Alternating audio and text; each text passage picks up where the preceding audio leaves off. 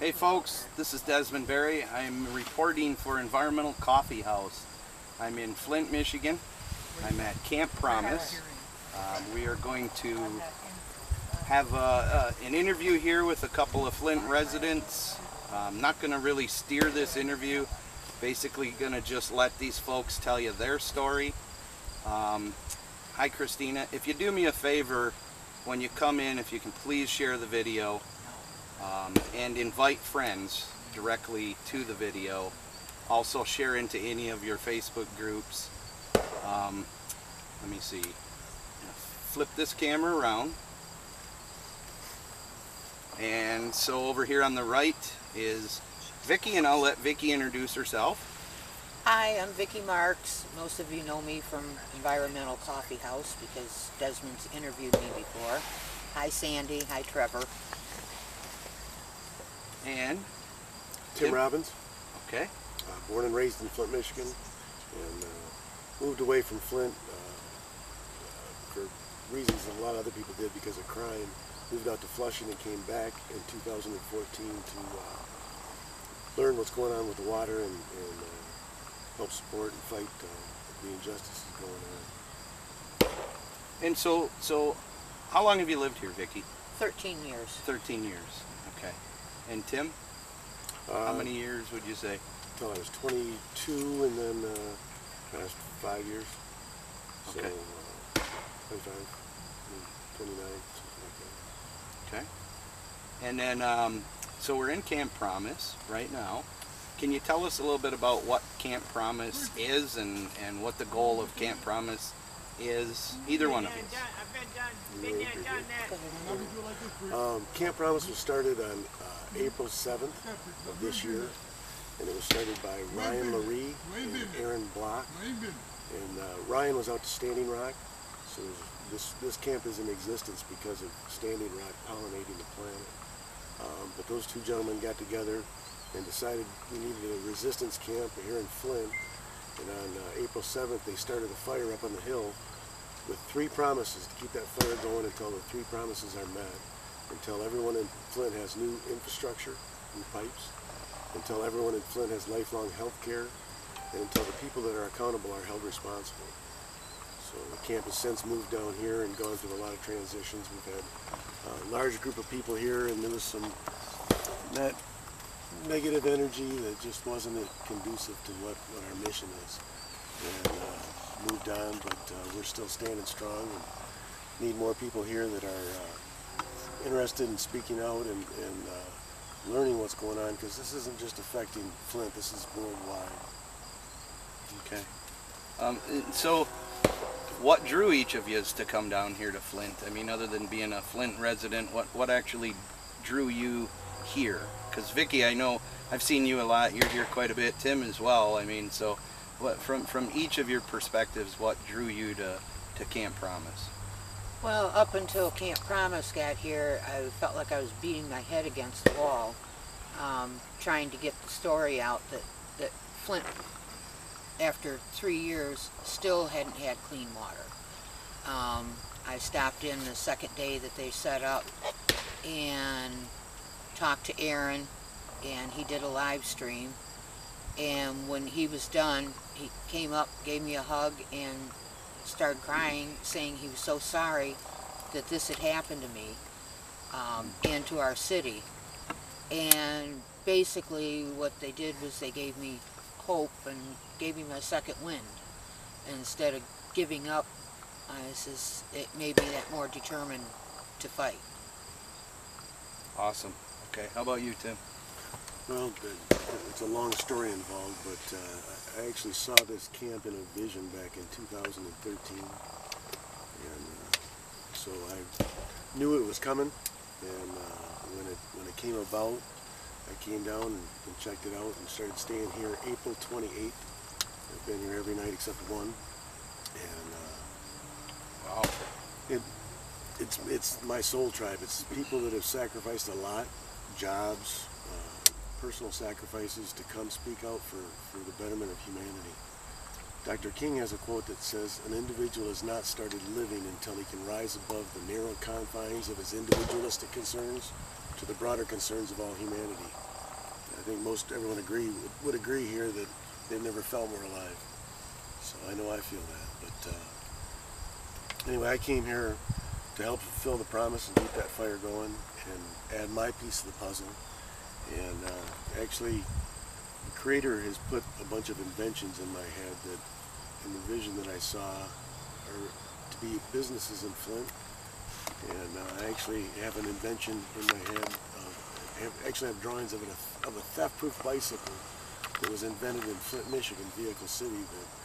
That if anyone is interested in taking a look at that and helping, the problem is I'm not looking for money that's interested in making more money. That's the goal of that money. I don't want that kind of money. What I'm looking for is an investor that their goal is to create jobs, and making money is the byproduct of creating jobs. Flint needs industrial jobs. We need manufacturing jobs. We need jobs in Flint. People, it's crazy, but in Vehicle City, most people can't afford a vehicle or can't afford to keep their vehicle repaired. So I think people need jobs, and that's my part of the puzzle for one of the reasons I'm drawing here. But to speak out about injustice I believe, an intentional poisoning for profit. Tell us more about that. Well, I state these things as facts because I believe them. I've done research, and I actually state this, like I said, as a fact because I believe that General Motors Corporation is behind intentionally poisoning the city of Flint for profit on so many levels it's disgusting. And I don't just claim that, I back it up. This article I got through one of the activist groups in Flint. It says the hidden villain behind rampant crime, which feeds the prison for profit pipeline, lower IQs, which means people aren't smart enough to be aware of what's going on, and rising ADHD, which feeds Big Pharma. What that hidden villain was when they put lead in gasoline back in the 1940s. It increased in the 50s, it increased in the 60s, and then in the 70s it came out. Herbert Needleman was a scientist that wrote Lead Wars that discovered the exhaust was poisonous. 20 years later, you see an exact pattern of rising ADHD, higher crimes, lower IQs, and higher teen pregnancies. So it's feeding all those prison for profit pipeline in the Big Pharma. And by the way, people responsible for putting lead in gasoline is General Motors Corporation, but it was specifically Charles Kettering that they renamed General Motors Institute after him. Google him. He had 186 inventions. He invented putting lead in gasoline. He also invented Freon, all kinds of harmful things that he's done to this planet. And that's how they honor people like that. They name their college after him.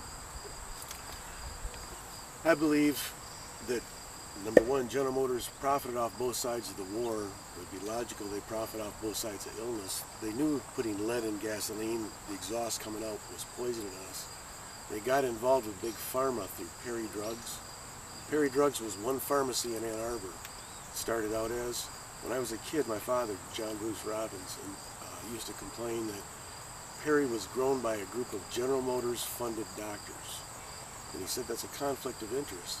Because if the doctors own the pharmacy, they get the office call, then they write a prescription. They don't get a kickback, they get a full amount, and they're going to be more likely to write more prescriptions.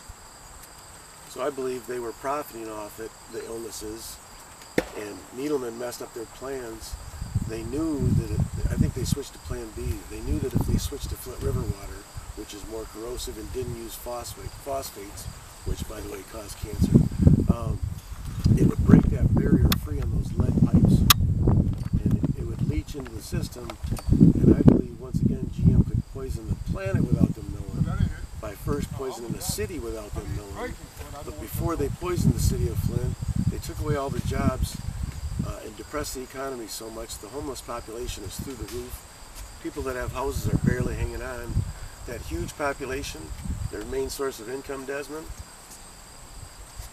selling plasma at Telecrest, lead-infected plasma to the world.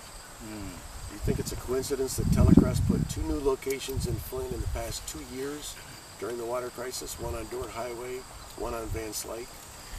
They also, 2 years ago, I understand they used to give $20 and $30 a visit for plasma. Now, 2 years ago, they upped it to $25 and $35. They give bonuses for holidays, bonuses for if you donate a bunch of times in the month, bonuses if you bring other people in. I know somebody that 2 weeks ago they went to plasma, and in one day they made $140. So I believe anyone who thinks that this poisoning doesn't affect them, this lead-infected plasma goes all over the world. I had no idea they were doing that. I actually believe, I smoke a lot of cannabis, sit out in the woods and meditate a lot, and I believe this goes back to the end of the Civil War. I don't believe the Civil War ever ended, and I think the South is winning. The reason I say that, at the end of the Civil War, when the South said the South will rise again, I think they had a plan. And by the way, we're all enslaved now economically. Just like John F. Kennedy said in his speech 7 days before he was assassinated, that there was a plot to enslave every man, woman, and child in this country. And before he left the high and noble office, he was going to expose their evil plot. They killed him 7 days later with 8 assassins. When you have some 3 hours, go on YouTube and type in the rich man's tricks. It names all 8 assassins, shows where they were positioned, shows how much they were paid. Anyway, at the end of the Civil War, if you want the South to rise again, what better way for the South to rise again than to infect slavery on the North without them knowing? Economic enslavement. You take an evil man like Prescott Bush, who made his money in Texas oil, who was in the Skull and Bones when he was at Yale, personally funded Adolf Hitler with Texas oil money. His son was George H. and his grandson was George W.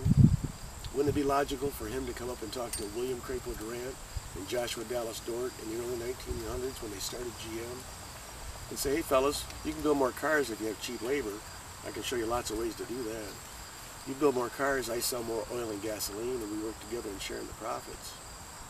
Seems logical, because in the early 1900s, people came from the South by the thousands, trainloads of people. There wasn't adequate housing in Flint. They lived in tent cities along the Flint River, Industrial Avenue, and here. In 1919, GM was the largest auto manufacturer in the world, and they simultaneously became the largest home manufacturer in the world and started the Modern Housing Corporation. They built 5,000 houses in Flint. So they know where the lead service lines are, don't they? They put them in. By the way, Civic Park, Mott Park, and Chevrolet Park were built by GM, and they were only available to GM employees, and those are modern slave quarters. In the middle of the block's all 2-bedroom houses for the hourly people, and on every corner is a 3 or 4-bedroom for a supervisor or a foreman. So they can put a cracker on every corner and watch people at home and know if they're drinking, fighting with their wives, arguing with their kids, share that information with the other supervisors at work, push your buttons, keep you under control, get you fired. Anyway, it might be why the union started up in Flint. We had the sit-down strike here in 1937.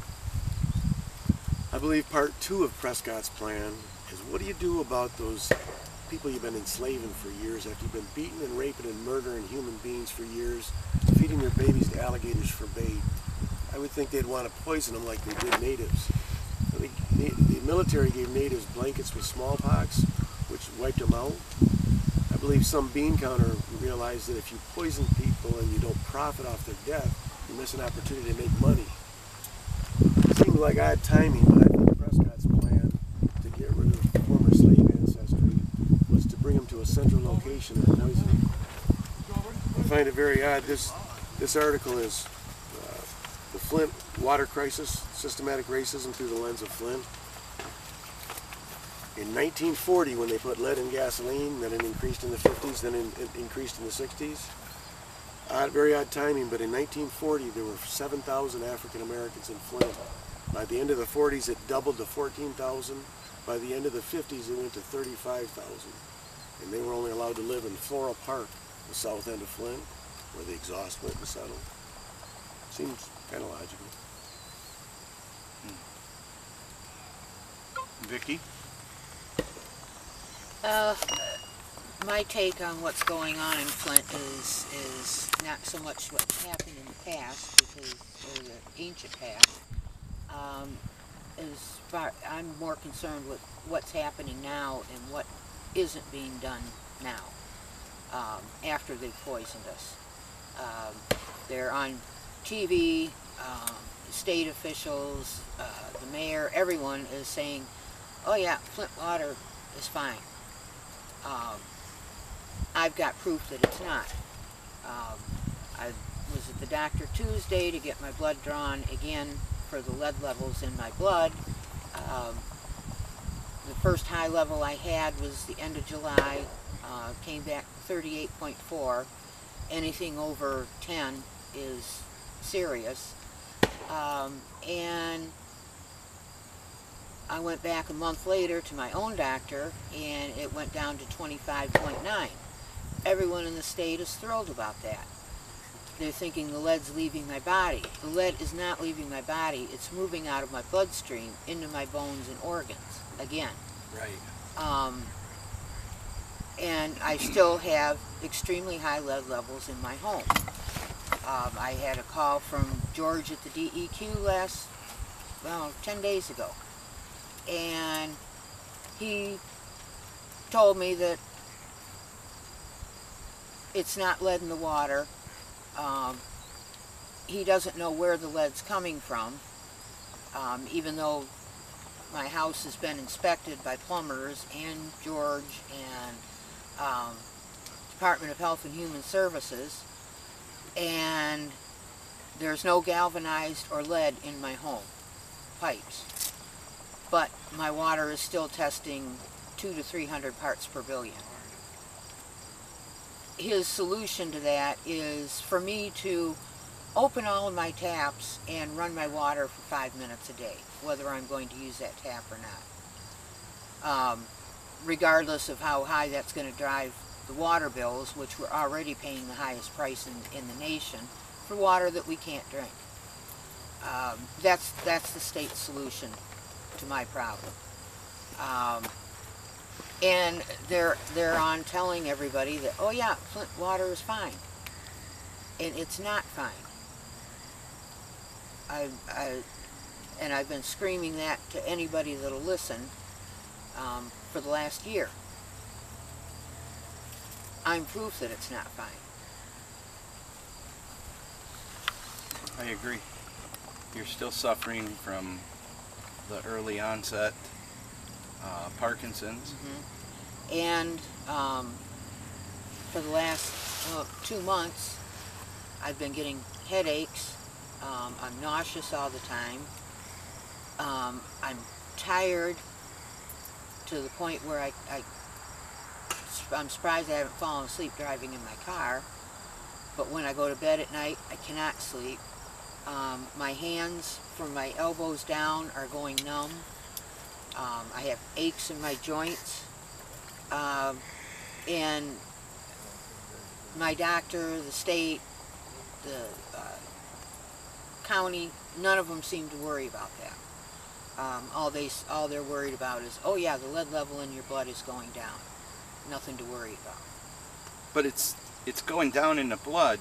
But it's going into my bones and my organs, brain, Sure.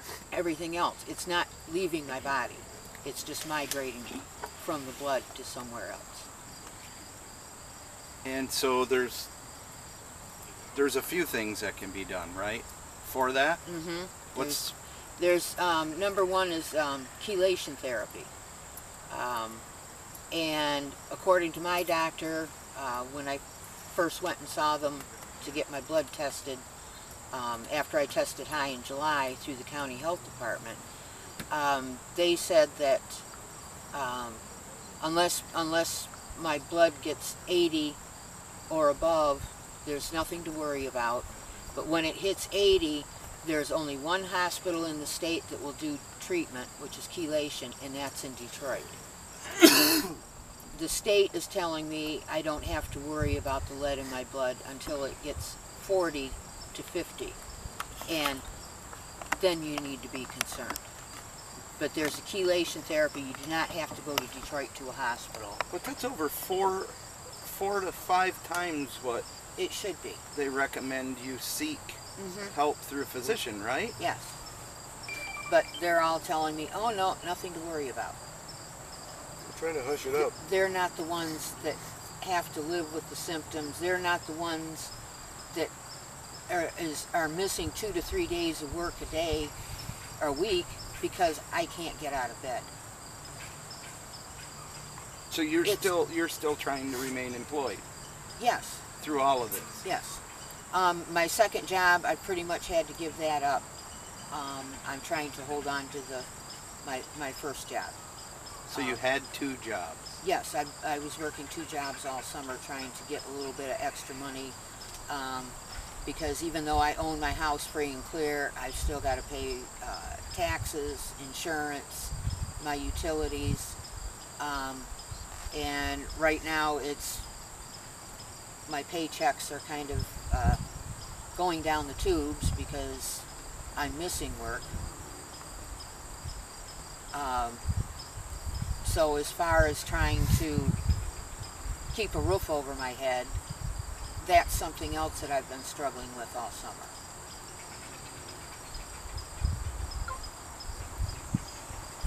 Keep going, guys. No, I don't want to interrupt you.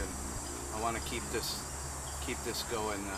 The audience is tuning in. There hasn't been a whole lot of questions yet, so let's just keep going with that. This is the type of stuff that people, not just in our state but throughout our country here, don't know. And I'm very appreciative that you're sharing, and I just want to keep that going from both of you. So, well, something I've got to say about Professor Mark Edwards from Virginia Tech. He was originally, when they first discovered lead in the water, he was the expert that came to the rescue and gave his opinions and was testing houses, and first words out of his mouth were coating the pipes isn't going to, or recoating the pipes after the Flint River water took the coating off and spread all this lead and other heavy metals that the state isn't testing for into our water. Originally he said, well, just putting the phosphate in and trying to put the covering back on isn't going to help. Well, surprise, he got grants from the state. He got a $250 million GoFundMe account. And all of a sudden, Mark Edwards is changing his tune and telling the world, oh yeah, Flint water is great. He's been paid off by the state of Michigan. I had a TV reporter come to my home to interview me, and she said, well, she says, I've got Mark Edwards' number. You could call him and he'd be willing to come over and test your water. And I flat out told her, I don't trust Mark Edwards. I said, as far as I'm concerned, he might have started out as a good guy, like a lot of people did, and all of a sudden, he's in the state's pocket. I says, he's not going to come up with anything truthful. I don't trust him. And it's been well publicized online. I share my water reports, my test results with everyone. And I believe that is why when they closed down the 9 water pods that were originally in Flint for people to pick up free water, testing kits, filters, etc., they decided they were going to close all the pods. Well, a few of the Flint residents made enough of a stink that they decided they were going to keep 4 pods open. A week before they closed the other pods, I went to the one that I'd been going to and asked for a test kit. She said, well, we don't have any. They haven't been sending us any. We think maybe it's because our pod is closing down. So I went to one of the pods that's staying open, and the lady says, nope, we're no longer carrying the test kits. To get the test kits, you have to go to City Hall. Going to City Hall means a person who's disabled or sick or doesn't have transportation has to get a ride down to Flint City Hall. If you drive a car, if you want to park anywhere near, you've got to pay to park your car, walk in, pick up your test kit, go back out to your car, do your test, and repeat the process to drop off your water kit. And I believe the state did that because of me being so vocal about the fact that my water isn't getting any better and they're not doing anything about it. They have no answers for me. So I think they're making it more difficult for the Flint residents to get their water tested. And this is one way they could do it, by making it more difficult for the residents to get the test kits. I think Curtis has a question on. Yeah, I got a lady reaching out. She'd like to know why didn't a Michigan University researcher do the testing? Because originally, when it happened, Mark Edwards was in on the lead pipes that happened in Washington, D.C. And He was kind of viewed as the expert at that time, yes, he right? was viewed as the expert on that. And when he got word, when it started coming out in the media, or that Dr. Mona was getting triple the lead results in the kids, and we started making a stink, while the state and everyone else was saying, oh no, the water's fine, it's all in your head. He was the initial expert, so he volunteered to come in and do the testing. And I think he tested like 288 homes initially, and then came back and tested like 180 some, and then this last testing that he did, he tested like 137 homes. And they're not going out and testing different areas. They're pretty much doing what he has to, just so that he knows he's going to get low lead results and shut everybody up. Now, I know lead has been an issue, but Tim, maybe you know, Vicki, there's other issues with the water here as well, correct? Yes. Just beyond the lead. Yes.